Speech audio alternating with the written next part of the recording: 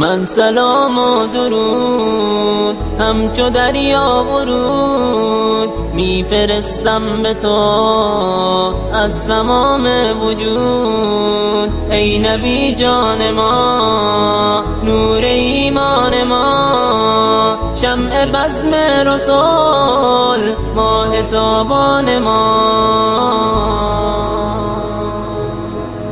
مونس امتی، چشمه عزتی در تمام جهان، باعث رحمتی. مونس جان تویی، نور ایمان تویی، روشنای دل کل انسان تویی. ای محمد امین، خاتم المرسلین، از تو شد مفتخر آسمان و زمین.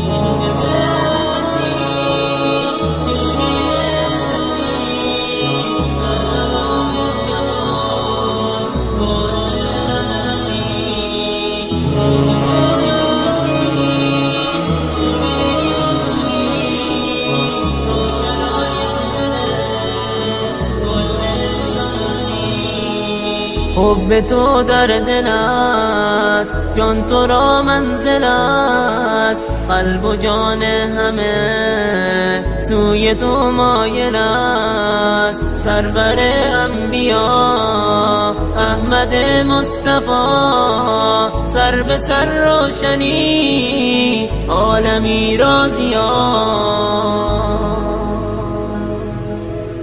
مونس امتی، چشمه عزتی در تمام جهان، باعث رحمتی. مونس جان تویی، نور ایمان تویی، روشنای دل کل انسان تویی. ای محمد امین، خاتم المرسلین، از تو شد مفتخر آسمان و زمین.